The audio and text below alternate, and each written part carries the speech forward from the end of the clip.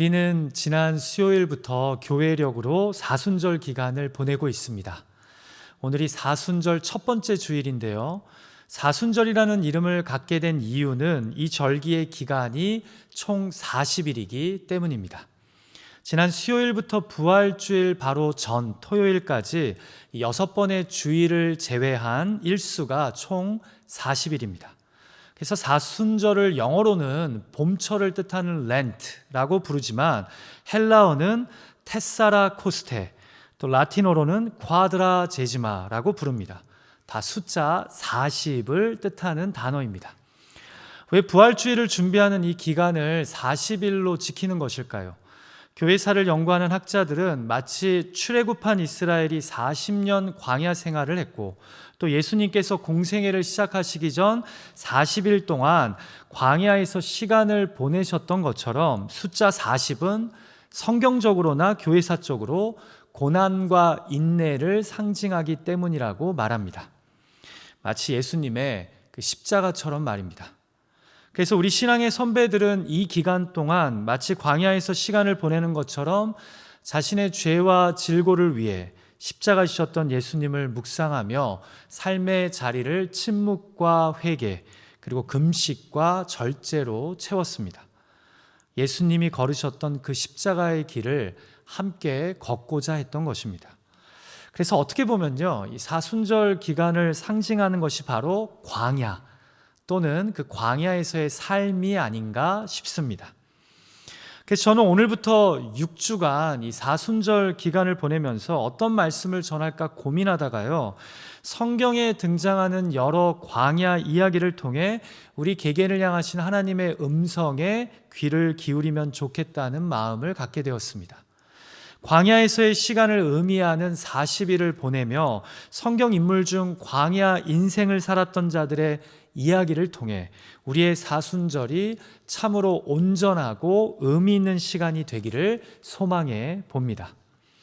기도하기는 이 시리즈 설교를 통해 예수 그리스도의 십자가를 묵상하며 부활을 준비하는 이 기간, 광야 같은 우리 삶의 자리를 회개와 침묵, 금식과 절제로 채워갈 수 있는 저와 여러분이 되시기를 주님의 이름으로 축복합니다. 더불어 예수님이 이 십자가의 길을 묵묵히 걸어가셨듯이 우리 인생의 광야 여정을 넉넉히 감당케 하시는, 그래서 그 광야의 끝에 예수 그리스도의 부활의 능력이 함께 경험되어지는 저와 여러분이 되기를 간절히 소망합니다. 자, 우리가 사순절 설교 시리즈를 시작하면서요, 첫 번째 광야로 묵상하고자 하는 곳은 바로 브엘세바 광야입니다. 여러분, 브엘세바는 구약시대 이스라엘 영토 중에 최남단에 위치한 성읍이었습니다. 그래서 우리가 구약 성경을 읽다 보면 이스라엘 영토를 소개하면서 종종 단에서부터 브엘세바까지라는 표현이 등장하는 것을 발견하게 됩니다. 한마디로 우리나라 영토를 이야기하며 백두에서 한라까지라고 이야기하는 것과 같이 이 당시 이스라엘 사람들은 자국의 영토를 단에서부터 브엘세바까지라고 이야기했습니다. 그런데 여러분, 이 브엘세바의 남쪽부터 끝없는 광야가 시작됩니다. 한마디로 사람이 정착해서 살기 힘든 환경이 시작됩니다. 그래서 그곳에 브엘세바 광야가 있는 것입니다. 지금 보시는 사진이요, 브엘세바 근처의 광야 사진인데요, 바로 이런 광야에서 오늘 우리가 살펴볼 성경의 이야기가 일어난 것입니다. 여러분, 성경 인물 중 브엘세바 광야와 관련된 사람이 누가 있을까요? 우리가 창세기 21장을 읽다 보면 처음으로 성경에서 브엘세바 광야라는 단어가 등장합니다. 같이 본문 창세기 21장 14절 말씀을 다시 읽을까요? 시작. 아브라함이 아침에 일찍 일어나 떡과 물 한 가죽 부대를 가져다가 하갈의 어깨에 메어주고 그 아이를 데리고 가게 하니 하갈이 나가서 브엘세바 광야에서 방황하더니. 아브라함의 첩이었던 하갈 외에 또 브엘세바 광야를 방황했던 인물이 있습니다.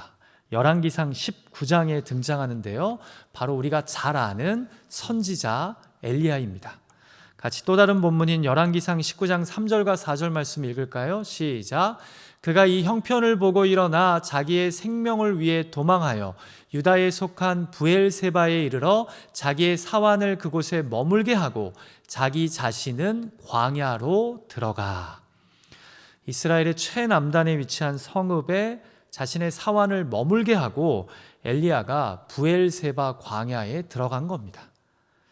여러분, 도대체 하갈과 엘리야에게 이 브엘세바 광야는 어떤 광야였을까요? 제가 오늘 여러분에게 드리고 싶은 질문은 이것입니다. 사순절의 광야 시간을 보내며 우리는 브엘세바 광야 이야기를 통해 어떤 하나님을 발견하게 됩니까? 우리는 하갈과 엘리야처럼 인생의 광야에서 어떤 하나님을 만나게 됩니까? 첫 번째로 광야에서 우리는요, 신음소리에 귀를 기울이시는 하나님을 만납니다. 여러분, 왜 하갈이 브엘세바 광야에서 방황하게 된 것입니까? 배경은 이렇습니다. 하나님이 아브라함을 택해서 당신의 언약 백성으로 삼으시며 약속을 주십니다. 내가 너로 큰 민족을 이루겠다고, 너를 통해 다른 민족을 복주시겠다고 말입니다. 그런데 아브라함이 노년의 나이가 되도록 자녀를 갖지 못합니다. 그러자 아내 사라가 자신의 여종이었던 하갈과 남편 아브라함을 동침하게 함으로써 결국 이스마엘을 갖게 됩니다. 하나님의 약속을 의심하고 인내하지 못하고 인간적인 방법으로 문제를 해결하려고 한 것입니다. 자, 그런데 어떤 일이 벌어집니까? 아브라함 나이 100세에 사라가 잉태하여 아들 이삭을 낳게 됩니다. 그리고는 이삭이 젖을 떼는 날, 고대 근동 지방의 문화대로 큰 잔치를 벌이던 곳에서 뜻하지 않은 사건이 일어납니다. 하갈의 아들 이스마엘이요, 자신의 아들 이삭을 놀리는 장면을 사라가 목격하게 된 것입니다. 아마도 자신도 똑같이 아브라함의 아들인데 이복 동생의 잔치를 성대하게 베푸는 것에 이스마엘이 심술이 났던 것 같습니다. 그런데 이 일은요, 아무도 예상치 못한 결과를 만들어냅니다. 사라가 남편 아브라함에게 하갈과 이스마엘을 내쫓으라고 강권한 겁니다. 자신의 방법으로 후손을 보고자 했던 꾀로 인해 결국은 가족 간에 큰 문제와 상처가 일어나게 된 것입니다. 아브라함은 두 아들의 아버지로서 근심하게 됩니다. 그러나 사라의 말대로 하라고, 내가 이스마엘을 통해서도 한 민족을 이루게 할 것이라는 하나님의 말씀을 받고 아브라함은 어쩔 수 없이 첩인 하갈과 아들 이스마엘을 떡과 물 한 가죽 부대를 주고 내보냅니다. 이게 바로 오늘 본문의 배경인 겁니다. 그런데 여러분, 광야는 척박한 땅입니다. 길을 잃고 방황하던 하갈과 이스마엘은요, 뜨거운 광야의 열기에 서서히 지쳐갑니다. 결국 물이 떨어지고 더 이상 걸을 힘조차 없어지자 브엘세바 광야에서 약 10대 중후반으로 여겨지는 이스마엘이 먼저 쓰러지고 하갈은 쓰러진 자녀를 관목덤불 위에 조심히 놓습니다. 이렇게 광야에서 서서히 죽어가는 이스마엘을 보며 하갈은 차마 자기 아들이 죽어가는 것을 보지 못해 멀리 떨어져서 아들을 바라보며 소리내어 엉엉 웁니다. 내가 이런 처지가 된 것, 내 아들에게 아무것도 해줄 수 없는 상황을 비탄해하며 울부짖습니다. 우리 인생의 광야에서처럼 말입니다. 그런데 이때 어떤 일이 벌어집니까? 하갈의 광야에 여호와 하나님이 나타나십니다. 같이 본문 17절 말씀을 읽을까요? 시작. 하나님이 그 어린아이의 소리를 들으셨으므로 하나님의 사자가 하늘에서부터 하갈을 불러 이르시되 하갈아 무슨 일이냐, 두려워하지 말라, 하나님이 저기 있는 아이의 소리를 들으셨나니. 여러분, 성경이 우리에게 들려주는 메시지는 선명합니다. 하나님이 광야에서 죽어가는 이 어린아이의 신음소리를 들으셨다는 겁니다. 그래서 계속해서 이시마 엘로힘, 하나님이 들으셨다, 하나님이 들으셨다는 것을 두 번 반복해서 강조합니다. 그 광야에는 인생의 위기를 맞닥뜨린 하갈과 이스마엘만 있었던 것이 아니었습니다. 우리의 신음소리에, 우리의 울부짖는 소리에 귀를 기울이시는 하나님이 계셨던 겁니다. 여러분, 흥미로운 점이요, 이스마엘의 이름 뜻이 무엇인지 아십니까? 창세기 16장에서 하나님이 지어주신 이름인데요, 바로 God hears, 하나님이 들으신다는 뜻입니다. 그런데 실제로 지금 하나님이 브엘세바 광야에서 이스마엘의 신음소리를 들으신 겁니다. 광야에서 울부짖는 하갈의 소리에 귀 기울여 주신 것입니다. 여러분, 저는 이렇게 생각합니다. 하나님이 광야에서만 우리의 신음과 기도에 귀를 기울이시는 것이 아닙니다. 사실 많은 경우 우리가 광야에 가서야 우리와 함께 하시고 우리 소리에 귀를 기울이고 계신 하나님을 깨닫게 되는 것입니다. 이해가 되십니까? 우리가 창세기 16장부터 21장을 읽어보면요, 어디에도 하갈이 하나님께 기도했고 하나님을 갈망했다는 말이 없습니다. 그런데 하갈은 16장에서도 그렇고 21장에서도 광야에만 가면 자신의 고통을 들으시고 신음소리에 귀를 기울이시고 살피시는 하나님을 만납니다. 왜요? 광야 인생길에 들어설 때만, 인생의 고난을 겪어 사방이 다 막혔다는 것을 깨달을 때 하늘을 향해 고개를 들기 때문입니다. 그리고 그때마다 하나님이 나의 신음소리에 귀를 기울이고 계심을 깨닫게 되는 것입니다. 유진 피러슨이 쓴 책 중에요, 다윗, 현실의 뿌리박은 영성이라는 책이 있는데요, 아직 한 번도 안 읽어보신 분이 있다면 꼭 읽어보시기를 권하고 싶어요. 이제는 거의 클래식이 된 아주 귀한 책입니다. 이 책에서 유진 피러스는 자신이 이스라엘의 광야를 직접 방문해서요, 경험한 내용을 소개합니다. 제가 그 일부분을 읽어드립니다. 나는 엥게디 광야에서 몇 시간 머문 적이 있었다.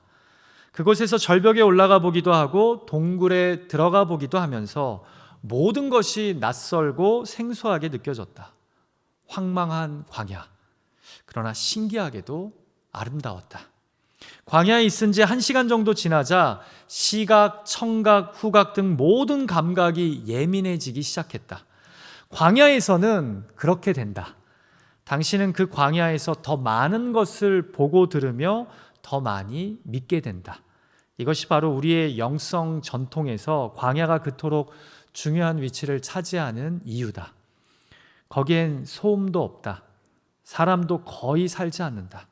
짐승들이 조금 있기는 하지만 대개 눈에 띄지는 않는다. 그런데 이러한 고독 속에서, 얽히고 설킨 불안정한 삶 속에서 서서히 자신이 차지하고 있는 부분에 대한 인식이 발달한다. 거룩에 대한 감각이 살아난다. 신성함이 드러난다. 모든 사람, 최소한 하나님과 관계를 맺고 있는 사람은 광야에서 얼마간 시간을 보내기 마련이다.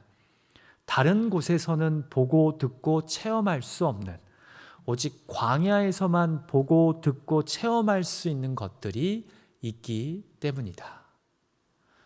사랑하는 예배자 여러분, 사방이 다 막힌 것 같아도 고개를 들면 하늘은 열려 있습니다. 그 하나님을 바라보십시오.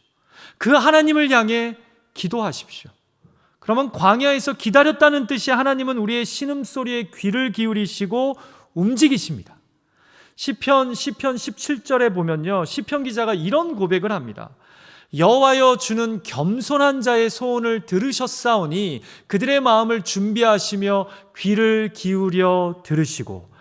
여러분, 이 시편 기자는 자신의 기도 생활을 통해 깨달은 것이 있는 것 같습니다. 그게 무엇입니까? 여호와 하나님은 겸손한 자의 소원을 들어주신다는 것입니다. 여기 겸손한 자를 일부 영어 성경은 helpless, 그러니까 이 도움을 받을 그 소망이 간절한 그러한 상황에 처한 사람이라고 묘사합니다. 여러분, 광야가 우리를 낮아지게 합니다. 겸손하게 만듭니다. 그런데 바로 그때 하나님이 내 옆에 계심이, 내 기도를 향해 귀를 기울이고 계심이 발견되는 것입니다. 깨달아지는 것입니다. 부디 브엘세바 광야에서 하갈과 이스마엘의 신음소리를 들으신 하나님이 광야길을 걷고 계신 여러분을 향해 귀를 기울이고 계심을 잊지 마십시오.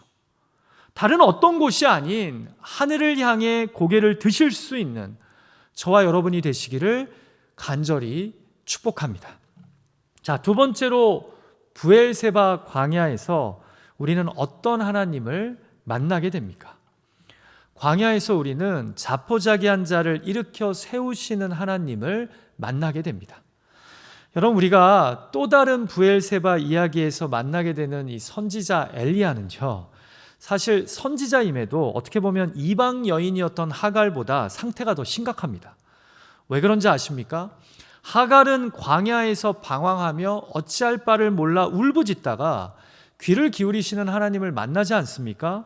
그래서 다시 힘을 내어 주어진 삶의 길을 걸어갑니다. 그런데요, 선지자라는 엘리야는요, 일단 광야에서 하나님께 기도를 합니다. 여기까지는 대단하죠. 그런데 어떤 기도를 합니까?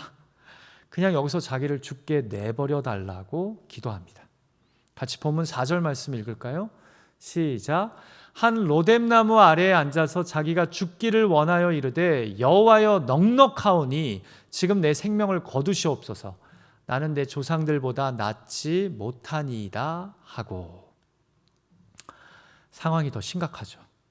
갈멜산에서 바알과 아세라를 섬기던 선지자들과의 영적 전쟁을 갖고 큰 승리를 맛본 자로서 전혀 이해할 수 없는 그런 무기력함과 자포자기의 모습을 우리에게 보여줍니다. 여러분, 사실 인생의 큰 승리를, 큰 성공을 거둔 자가 오히려 뜻하지 않는 고난을 맞닥뜨릴 때 더 두려워하며 무기력하게 무너지지 않습니까? 넘어지고 무너져 본 적이 별로 없기 때문입니다. 그런데 우리 중에도 오늘 본문의 엘리야처럼 지금 이런 광야를 경험하고 계신 분들이 있지 않습니까? 자, 그런데요, 여기서 끝이 아닙니다.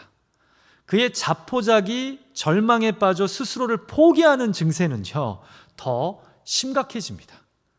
5절과 6절을 보면 초라한 로뎀나무 아래에서 이 뜨거운 광야의 열기를 피해 누워있다가 하나님이 천사를 보내셔서 그를 어루만지시며 일어나 먹으라고 말씀합니다. 보니까 그냥 떡도 아닌 숯불에 구운 떡과 물 한 병이 준비되어 있었습니다. 여러분, 왜 우리 가래떡 구워 먹으면 정말 맛있잖아요. 물론 그거와 똑같은 그런 상황은, 느낌의 맛은 아니었겠지만 이건 대단한 사인 아닙니까? 그냥 물만 줘도 대단한데 구운 떡과 물 한 병을 천사가 지금 엘리야에게 제공하는 거예요. 여러분, 우리의 광야 인생에서 이런 하나님의 함께하심과 위로하심을 우리가 경험한다면 모두가 벌떡 일어나 다시 힘을 내어 버겁지만 주어진 삶을 감당해 가지 않을까요? 그런데 엘리야에게 불어닥친 이 무기력함과 자포자기는요, 우리의 생각보다 훨씬 컸던 것 같습니다. 보십시오. 먹고 마신 다음에 다시 눕습니다. 저는 이 말씀을 읽을 때마다 이 엘리야의 배짱에 고개가 좌우로 이렇게 흔들게 됩니다. 앞서 죽여달라는 기도도 충격적이지만 먹고 마신 다음에 다시 눕는 건 무슨 심보입니까? 이게 무슨 의미를 갖고 있는 거예요? 일어나기 싫다는 거예요. 이대로 그냥 무너지게 내버려 두라는 거예요. 주변 사람들만이 아니라 자신도 스스로를 이미 포기한 상태인 겁니다. 자, 그런데 이 브엘세바 광야에서 하나님은 놀라운 모습을 또 엘리야에게 보여주십니다. 같이 바로 다음 절인 본문 7절 말씀 읽을까요? 시작. 여호와의 천사가 또다시 와서 어루만지며 이르되 일어나 먹으라. 내가 갈 길을 다 가지 못할까 하노라 하는지라. 아멘. 이런 위로가 있을까요? 이렇게 광야 인생길에서 자포자기한 인생을 끝까지 포기하지 않으시는 하나님은 도대체 어떤 하나님이실까요? 그래서 결국 하나님이 독생자 예수 그리스도를 우리의 구원과 소망으로 이 땅에 보내주신 것 아닐까요? 또다시 와서 어루만지시며 이대로 여기서 주저앉으면 안 된다고, 다시 일어나 말씀의 떡을 먹고 성령의 생수를 마셔 힘을 내라고 말씀하십니다. 사랑하는 예배자 여러분, 팬데믹의 광야를 걷고 있는 우리에게도 주님이 동일하게 말씀하시는 줄 믿습니다. 우리가 가정의 일과 일터의 문제로, 건강과 경제적인 상황으로 스스로를 포기하고 싶은 마음이 들 때 하나님은 우리의 광야길에 천사를 보내셔서 계속해서 어루만지시며 일어나라고, 내가 너와 함께하니 힘을 내라고 말씀하시는 줄 믿습니다. 여러분, 이 브엘세바 광야의 하나님은요, 앞선 하갈과 이스마엘의 광야길에서도 동일하게 말씀하시며 역사하셨습니다. 하갈에게 내가 네 아들의 신음소리를 들으셨다고 하시면서 뭐라고 말씀하십니까? 일어나 아이를 일으키라고, 내 손으로 아들을 꽉 붙잡으라고, 내가 그로 큰 민족을 이루겠다고 약속하십니다. 그러면서 이들을 위로하십니다. 사랑하는 예배자 여러분, 광야에서 우리는 평상시에는 도저히 풀기 힘든 인생의 문제에 대한 답을 얻게 될 때가 많습니다. 왜 그런지 아십니까? 방초동산에서는 내 힘으로만 어떻게든 살려고 하고 또 그렇게 해서 제법 또 잘 살았어요. 그런데 광야에서는요, 하나님의 위로하시고 함께 해주시는 힘이 없으면 일어설 수 없어요. 그래서 그 힘만을 의지해야 일어날 수 있기 때문입니다. 그래서 광야 전에는 발견하지 못한 인생의 진리와 해답을 이 광야 인생길에서는 발견하게 됩니다. 여러분, 우리는 우리 인생의 광야에서 자신을 내려놓는 훈련, 그리고 다시 하나님으로 시작하는 훈련을 받게 됩니다. 그것이 바로 하나님을 믿는 자와 그렇지 않은 자의 차이 아닐까요? 성도는 인생의 광야를 통해 자신을 다시 내려놓고 하나님으로 다시 시작하기로 결단하는 자들인 겁니다. 여러분, 제가 오늘 설교를 준비하면서 브엘세바와 그 지형에 대해 좀 공부를 했는데요, 한 성경 관련 사이트에서 이 브엘세바의 지리적 특성을 이야기하면서 매우 흥미로운 이야기를 하더라고요. 브엘세바는 the last stop and a point of beginning 이라고 이야기하더라고요. 이게 무슨 뜻이에요? 브엘세바는 마지막 정거장이자 새로운 출발점이다. 이 설명을 들으니까요, 지금도 브엘세바는 사람이 살기 힘든 광야가 시작되는 그 마지막 도시이기 때문에 여행객이 아닌 이상 사람들이 살기 위해서 내려갈 수 있는 도시로는 마지막 도시랍니다. 그 다음이 바로 뭐가 펼쳐져요? 광야와 사막이 펼쳐지기 때문이에요. 그런데 이상하게도 성경을 보면 이 마지막 정거장이라고 할 수 있는 브엘세바에서 새롭게 인생을 시작하는 성경 인물들이 계속해서 등장한다는 겁니다. 인생의 고난을 만나서 브엘세바까지 내려가게 됐는데 그 마지막 브엘세바에서 다시 시작하는 사람들의 이야기가 계속해서 등장한다는 거예요.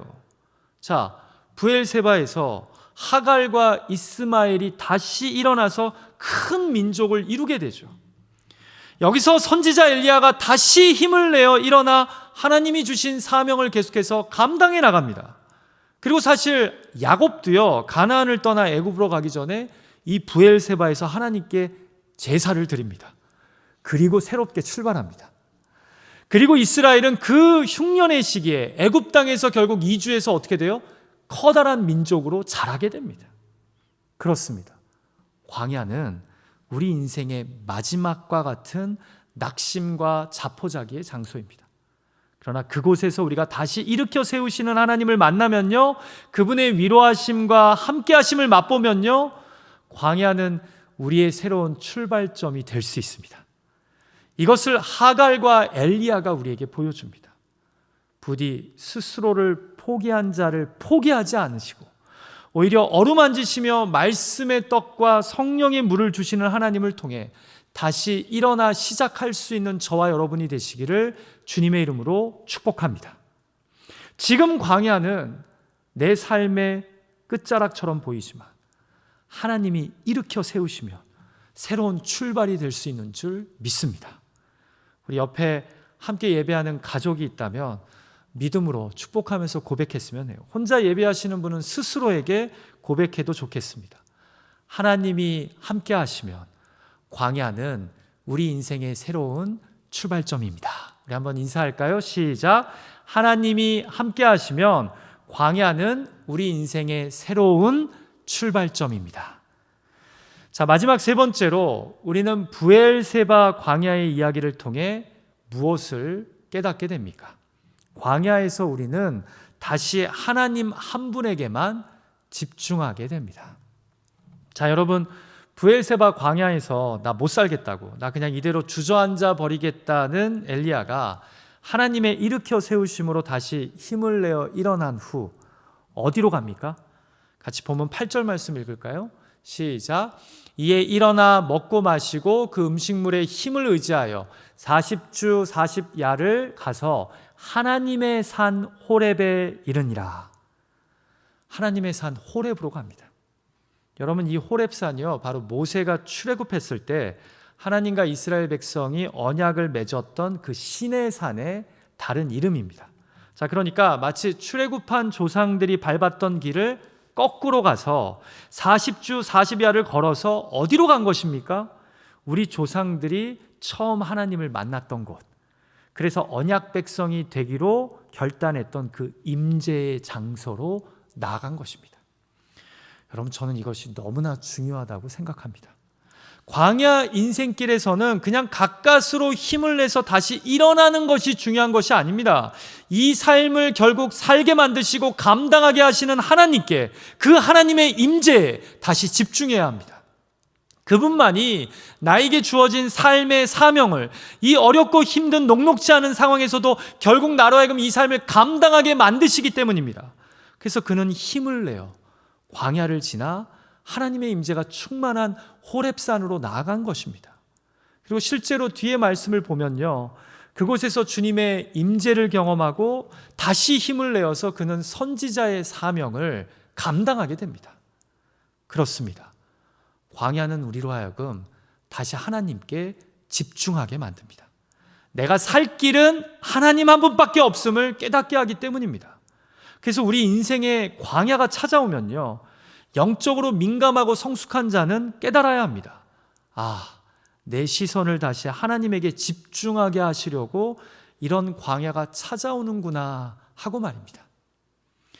여러분, 우리는 이러한 영적 원리를요, 신명기 8장에서도 발견하게 됩니다. 모세가 이스라엘 광야 40년 길을 인도하고 드디어 요단강 동편에서 마지막으로 설교한 게 신명기 말씀 아닙니까? 이제 광야가 끝났어요. 요단강 서편에 젖과 꿀이 흐르는 약속의 땅이 지금 눈에 보여요. 그런데 여기서 모세가 어떤 부탁을 합니까? 신명기 8장 2절 말씀 볼까요? 내 하나님 여호와께서 이 40년 동안에 내게 광야길을 걷게 하신 것을 기억하라. 이는 너를 낮추시며 너를 시험하사 내 마음이 어떠한지 알게 하려고 그렇게 하셨다는 거예요. 그래서 광야길로 너희를 40년 동안 훈련시켰다라는 거예요.